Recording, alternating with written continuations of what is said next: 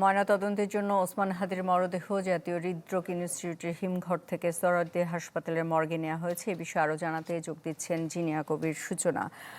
সূচনা, আমরা যতদূর জানতে পেরেছি যে ময়নাতদন্ত শেষ হয়েছে, আপনার কাছে কি তথ্য আছে?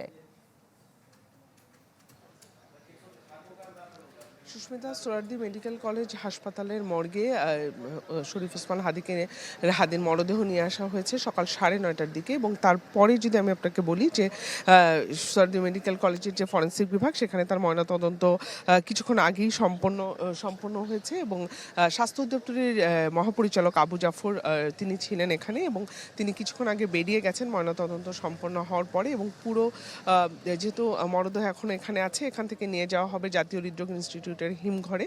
এবং তারপরে সংসদ দুপুর 1টার দিকে, আমরা যেটুকু জানতে পেরেছি এখন পর্যন্ত সিদ্ধান্ত, দুপুর 1টার দিকে সংসদ ভবনের দক্ষিণ প্লাজায় তার জানাজা অনুষ্ঠিত হবে। এবং সেখান থেকে ঢাকা বিশ্ববিদ্যালয়ে ওসমান হাদির মরদেহ নিয়ে যাওয়া হবে। এবং তারপরে কাজী নজরুল ইসলামের পাশে যে সিদ্ধান্ত হয়েছে সেখানে তাকে সমাহিত করা হবে। এবং আপনি যেটি দেখতে পাচ্ছেন যে শহীদ সোহরাওয়ার্দী মেডিকেল কলেজ হাসপাতালের পুরো সামনেই কিন্তু আইন শৃঙ্খলা রক্ষাকারী বাহিনীরা ঘিরে রেখেছে এবং পুরোটাই নিরাপত্তার বলয় তৈরি করে রেখেছে। এবং শরীফ ওসমান হাদি, আপনি জানেন যে তিনি তাকে উন্নত চিকিৎসার জন্য সিঙ্গাপুরে নিয়ে যাওয়া হয়েছিল। এবং সেখানে চিকিৎসা শেষে কিন্তু তিনি যখন সব চিকিৎসা ব্যর্থ করে দিয়ে মৃত্যুর সাথে পাঞ্জা লড়ে কিন্তু তিনি যখন মারা যান, তারপরেই কিন্তু তাকে দেশে নিয়ে আসা হয়। কালকে তার মরদেহ, কাল সন্ধ্যা 6:05 তার মরদেহ পৌঁছালে তারপরে জাতীয় হৃদরোগ ইনস্টিটিউটের হিমঘরে নিয়ে যাওয়া হয়। এবং আমরা কালকে গত রাতে আমরা দেখেছি যে তার স্বজনরা, তার সহযোদ্ধারা, সহকর্মীরা সবাই কিন্তু এসেছেন জাতীয় হৃদরোগ ইনস্টিটিউটে। এবং এখানে যারা আছেন সাধারণ মানুষ, তারা কিন্তু একটি কথা বলছেন যে ইনসাফ ভিত্তিক রাষ্ট্র শরীফ ওসমান হাদি প্রতিষ্ঠা করতে চেয়েছিলেন, সেই চেতনাকে তারা চান যে সেই চেতনাকে রাষ্ট্র ধরে রাখুক। এবং আরেকটি বিষয় তারা বলেছেন যে শরীফ ওসমান হাদির যে হত্যাকারী, তাদের জন্য দ্রুততম সময় বিচার হয়, এই দাবিটা কিন্তু তারা থেকে করছেন। সূচনা, আপনাকে ধন্যবাদ। দর্শক, আপনারা জানেন যে সংসদ ভবনের দক্ষিণ প্লাজায় বা জোহর ওসমান হাদির নামাজে জানাজা অনুষ্ঠিত হবে। এ বিষয়ে জানাতে আমাদের সাথে যুক্ত হচ্ছেন আরিফ, সুলতান মাহমুদ আরিফ। জানাবেন যে জানাজার প্রস্তুতি কেমন এবং আইন শৃঙ্খলা বাহিনীর পক্ষ থেকে বেশ কিছু নির্দেশনা দেওয়া হয়েছে, সেগুলোর বিষয়ে জানাবেন। আইনশৃঙ্খলা রক্ষাকারী বাহিনীর সদস্যদের পক্ষ থেকে বলা হয়েছে যেন সংসদ ভবন এলাকাটাকে আজকে সাধারণ যে মানুষগুলো রয়েছে তারা যেন এই রুটকে খুব একটা ব্যবহার না করে, যেহেতু এখানে আজকে ওসমান হাদির জানাজা অনুষ্ঠিত হবে এবং এখানে দলমত নির্বিশেষে বিভিন্ন রাজনৈতিক দলের নেতাকর্মীরা আজকে জানাজা অংশগ্রহণ করবেন এবং প্রধান উপদেষ্টা তিনি নিজেও জানাজা অংশগ্রহণ করবেন এবং উপদেষ্টা মণ্ডলের যে সদস্যরা রয়েছে তারাও কিন্তু এখানে অংশগ্রহণ করবেন। সেই হিসেবে আইনশৃঙ্খলা রক্ষাকারী বাহিনীর সদস্যদের পক্ষ থেকে ব্যাপক প্রস্তুতি গ্রহণ করা হয়েছে এবং প্রায় আমরা যতটুকু জানতে পেরেছি 7,000 পুলিশ সদস্য মোতায়েন করা হয়েছে। তোর মধ্যে 1,000 পুলিশ যারা বডি ক্যামেরা নিয়েই মূলত তারা নিরাপত্তার দায়িত্বে রয়েছেন এবং প্রায় বলা যায় যে 1600 আনসার সদস্য রয়েছেন যারা অভ্যন্তরীণ যে শৃঙ্খলা সেটি নিরাপত্তা তারা কাজ করছে। পাশাপাশি সেনাবাহিনীর সদস্য বিজিবি মোতায়েন করা হয়েছে এবং র্যাব সদস্যরা রয়েছে। এবং এছাড়া সকাল থেকেই ওসমান হাদির যে আজকে দুপুর 2টো নাগাদ তার জানাজা নামাজ অনুষ্ঠিত হবে, সেটিকে কেন্দ্র করে দেশের বিভিন্ন প্রান্ত থেকে আমরা দেখেছি সাধারণ মানুষের উপচে পড়া ভিড় যেটি ধীরে ধীরে তৈরি হওয়া সেটি হচ্ছে। বিশেষ করে তার জন্মস্থান যে জালকাঠি, সেই জালকাঠি থেকে অনেক মানুষের সমাগম আমরা দেখেছি বা আসছে। বিশেষ করে তিনি যে মাদ্রাসায় পড়াশোনা করেছেন, নেসারাবাদ কামিল মাদ্রাসা, সেই মাদ্রাসার যে শিক্ষার্থীরা বর্তমানে অধ্যয়নরত এবং তিনি যখন মাদ্রাসায় পড়েছেন তখনকার যে শিক্ষার্থীরা আছেন, শিক্ষকরা আছেন, তাদের উপস্থিতি কিন্তু এখানে রয়েছে এবং তারা এখানে আসছেন। এছাড়া দেশের বিভিন্ন প্রান্ত থেকেই মূলত তার ওসমান হাদির নামাজের জানাজা অংশগ্রহণ করার জন্য মানুষজন আসছেন এবং দেখতে পাচ্ছেন যে সংসদ ভবনে মেইন গেট দিয়ে সিরিয়ালে দাঁড়িয়েছেন ভিতরে প্রবেশ করার জন্য সাধারণ মানুষের লম্বা লাইন ইতিমধ্যে সংসদ ভবনের সামনে হয়ে গেছে। এবং বিভিন্ন জায়গা থেকে ঢাকা শহরের বিভিন্ন প্রান্ত থেকে বিভিন্ন ব্যানারে আমরা দেখছি যে সাধারণ মানুষ মিছিল নিয়ে আসছেন এবং হাদি হত্যার বিচারের দাবিতে মূলত তারা স্লোগান দিচ্ছেন এবং সাধারণ মানুষ বলছেন যে হাদি হত্যার সাথে যারা জড়িত অনতিবিলম্বে তাদেরকে যেন গ্রেপ্তার করা হয় এবং যদি গ্রেপ্তার করতে বাধ্য হয়, গ্রেপ্তার করতে যদি ব্যর্থ হয় তাহলে তারা বলছেন এই ব্যর্থতার দায় নিয়ে যেন স্বরাষ্ট্র উপদেষ্টা পদত্যাগ করে সেই দাবি কিন্তু তারা তুলছেন। সব মিলিয়ে বলা যায় যে আজকে দুপুর 2টো নাগাদ যে জানাজা অনুষ্ঠিত হবে সেই জানাজাকে কেন্দ্র করে আইনশৃঙ্খলা বাহিনীর পর্যাপ্ত উপস্থিতি রয়েছে এবং পাশাপাশি জানাজায় অংশগ্রহণ করার জন্য সাধারণ যে মানুষ, বিভিন্ন রাজনৈতিক সামাজিক সংগঠন সহ নানা শ্রেণী পেশার মানুষের উপস্থিতি কিন্তু ধীরে ধীরে বাড়ছে। সুস্মিতা। সুলতান মাহমুদ আরিফ, আপনাকে ধন্যবাদ। দর্শক, এবারে চলে যেতে চাই ঢাকা বিশ্ববিদ্যালয় এলাকায়। সেখানে আছেন আমাদের সহকর্মী সাদ বিন শফিক। সাদ, কাজী নজরুল ইসলামের সমাধির পাশে সমাধি চত্বরে ওসমান হাদিকে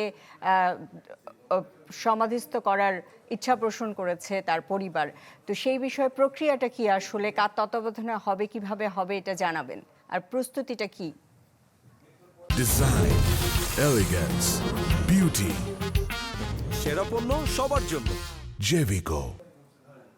সুস্মিতা, আমরা কিন্তু বেশ কিছুক্ষণ আগেই ঢাকা বিশ্ববিদ্যালয়ের কেন্দ্রীয় মসজিদের পাশে যে জাতীয় কবি কাজী নজরুল ইসলামের যেই কবর এবং তার কম্পাউন্ড তার পাশেই আছি এবং এখানে কিন্তু প্রস্তুতি চলছে। আমরা সকাল থেকে দেখছি কিন্তু ধোয়া মোছার কাজ চলছে এবং এই কম্পাউন্ডটা পরিষ্কার করার কাজ চলছে। এবং আপনি যে প্রস্তুতি করেছেন তার জবাবে যদি বলি, ঢাকা বিশ্ববিদ্যালয়ের ভেতরে এখানে কাউকে কবর দেওয়ারটার আসলে মূলত এখতিয়ারটা ঢাকা বিশ্ববিদ্যালয় কর্তৃপক্ষ চাইলেই কিন্তু এই সিদ্ধান্তটা দিতে পারে এবং খুবই সঙ্গত কারণেই কিন্তু এখানে সবাইকে কবরস্থ করার বা কবর দেওয়ার সিদ্ধান্ত নেওয়া হয় না, কারণ যেহেতু এটি একটি খুবই সীমিত পরিসরে এখানে জায়গা আছে এবং এখানে জাতীয় কবি কাজী নজরুল ইসলামের পাশাপাশি কিন্তু ঢাকা বিশ্ববিদ্যালয়ের গুটি কয়েক শিক্ষকের কবর কিন্তু এই কম্পাউন্ডের ভেতরে দেয়া আছে। আপনি যে বিষয়টি জিজ্ঞাসা করেছিলেন এর প্রেক্ষিতে আমি বলতে চাচ্ছি, আমরা ঢাকা বিশ্ববিদ্যালয় কর্তৃপক্ষের সাথে কথা বলেছি। গতকালকে ঢাকা বিশ্ববিদ্যালয়ের কর্তৃপক্ষ সিদ্ধান্ত চূড়ান্ত করেছে এইখানে ওসমান হাদিকে কবরস্থ করা হবে। মূলত তার আগে তারা 3টি জায়গা থেকে এই আবেদন পেয়েছে। প্রথম আবেদনটি পেয়েছে তার পরিবারের পক্ষ থেকে, তার ভাই আবেদনটি করেছেন। দ্বিতীয় আবেদনটি ঢাকা বিশ্ববিদ্যালয় কর্তৃপক্ষ পেয়েছেন ক্যাবিনেট ডিভিশনের কাছ থেকে এবং তৃতীয় আবেদনটি পেয়েছেন ঢাকা বিশ্ববিদ্যালয়ের যে কেন্দ্রীয় ছাত্র সংসদ ডাকসু থেকে আনুষ্ঠানিকভাবে আবেদন পেয়েছেন। এই আবেদনের প্রেক্ষিতে গতকাল রাতে কিন্তু একটি জরুরি বৈঠকে বসে ঢাকা বিশ্ববিদ্যালয় কর্তৃপক্ষ এবং জরুরি সিনেট একটি বৈঠক হয়। সেই বৈঠকে কিন্তু সিদ্ধান্ত হয়েছে যে এইখানে কবর দেয়া হবে ওসমান হাদিকের। এবং ঢাকা বিশ্ববিদ্যালয়ের শিক্ষক এবং প্রক্টর তারা কিন্তু এই মুহূর্তে এই কম্পাউন্ডে আছেন, তারা ঘুরে দেখছেন। আমি যদি আপনাকে বলি, ঢাকা বিশ্ববিদ্যালয় মসজিদ সংলগ্ন যেই প্লটটি, দ্বিতীয় স্লটে কিন্তু এই কবরটি দেওয়া হবে। আমি ক্যামেরায় আপনি কতটুকু দেখতে পাচ্ছেন এখান থেকে বোঝা যাচ্ছে না, অর্থাৎ কাজী নজরুল ইসলামের যেই কবরটি আছে তার বাম দিকে দ্বিতীয় যে স্লটটি, সেই স্লটে কিন্তু এখানে কবরস্থ করা হবে। এখন পর্যন্ত কবর খোঁড়ার কোনো চিহ্ন কিন্তু আমরা দেখিনি, অর্থাৎ শুধুমাত্র যেই চত্বরটি পরিষ্কার পরিচ্ছন্নতার কাজে যারা নিয়োজিত আছে তারা এখন কাজ করছে। এখনও কিন্তু এখানে কবর খোঁড়ার যে আনুষ্ঠানিকতা সেটি কিন্তু দৃশ্যমান নয়। তবে এখানে ঢাকা বিশ্ববিদ্যালয়ের শিক্ষকরা যারা দায়িত্বে আছেন এখানে প্রক্টর সহ তারা কিন্তু এসে পরিদর্শন করছেন এবং নিরাপত্তা নিশ্চিত করার জন্য কিন্তু পর্যাপ্ত ব্যবস্থা নেওয়া হয়েছে। সঙ্গত কারণেই ধারণা করা হচ্ছে অনেক জনসমাগম হবে এখানে। সব মিলিয়ে জানাজার পর কবর দেওয়ার জন্য ঢাকা বিশ্ববিদ্যালয়ের কেন্দ্রীয় মসজিদ সংলগ্ন জাতীয় কবি কাজী নজরুল ইসলামের মাজারের পাশের অংশটি কিন্তু এখন প্রস্তুত হাদিকে সমাহিত করার জন্য। সুস্মিতা। সাদ বিন শফিক, আপনাকে ধন্যবাদ। দর্শক, এবারে একটু শাহবাগের পরিস্থিতি জেনে আসবো। সেখানে আছেন মুহাজির হক। মুহাজির, গতকাল পর্যন্ত ওখানে বেশ লোকের জনসমাগম ছিল, আজকে কেমন দেখছেন?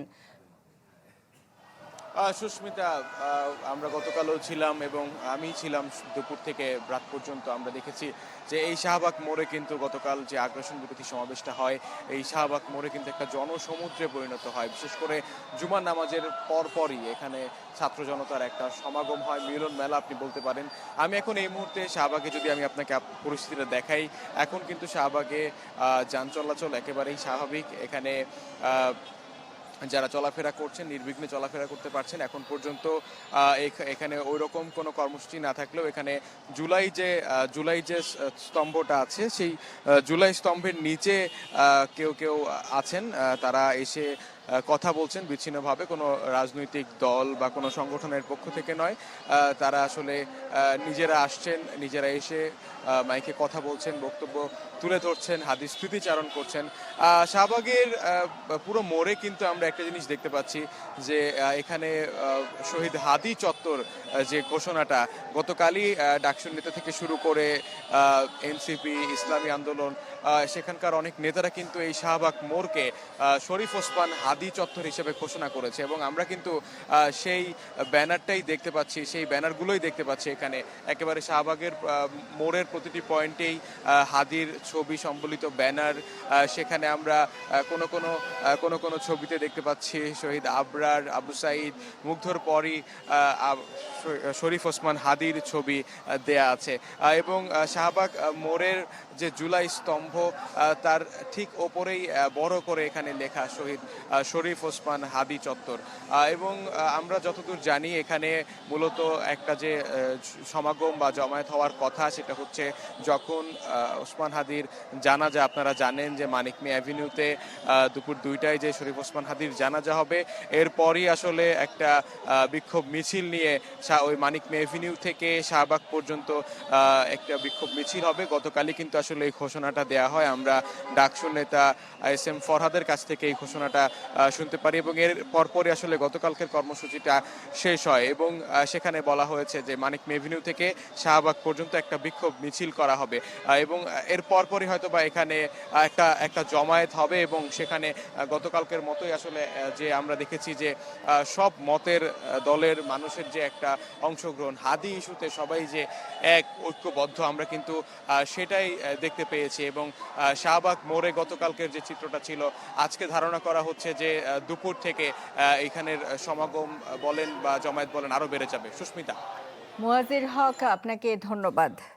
শাহবাগের এই মুহূর্তের পরিস্থিতি জানাচ্ছিলেন মুয়াজ্জির হক।